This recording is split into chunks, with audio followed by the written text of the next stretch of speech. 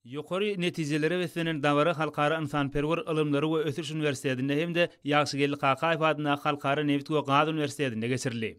Täze kitap bilen tanışdyrys dawaratynda kysykçylarda ilki bilen şeýle ajaýyp kitabyny sowgat eden üçin hormatly prezidentimize hoşallyk we alkyş sözleri aýdyldy.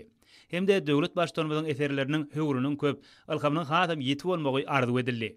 Dawarada arkada Serdarly Bagtyar ýaşary ýeli diýip atlandyrylan geçen 2023-nji ýylda uly ösüşleriň gazanlandygy. Muňolsa Bagtyar ýaşaryň döwlet ösüşiniň ähli orlaryny amala aşyrýan işleriniň netijesi bilen aýrylmaz baglanşyklydygy bellenildi.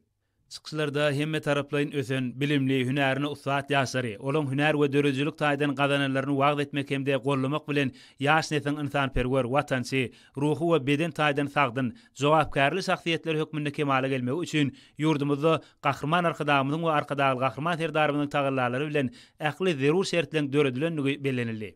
Şulaň netijesinde ýurdumyzyň ýaşlary dürli urlar boýunça halkara derejelerini näksärleriň, düzümleriň gepleşikler üçin açyk meýdançatynyň mümkinçiliklerinden peýdalanyp, geljekde de halkara hyzmatdaşlygyny üstünlikli ösdürmäge, dostlugy we özara ynam berkitmäge, oňyn başlangyçlary öňe sürmäge, özara bähwitli syýasy, ykdysady we medeni gatnaşyklary giňeltmäge taýýardyrlar.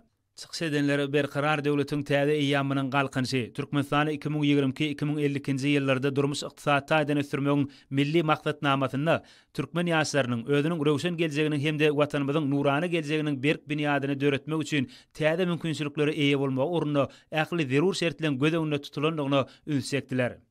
Täze kitabyň tanışdyrylış dawratynyň dowamynda oňa gatnaşyjylar hormatly prezidentimiziň ýurdumyzyň ýaşlarynyň durmuşynda möhüm ähmiýeti bolan şanly wakalary beýan edýän täze kitabynyň ähmiýetine ýokary baha berip, öz bolşly bayramçylyk sowgadyny peşkeş edenligi üçin arkadaly gahrman serdarymyza hoşallyk sözleri aýtdylar.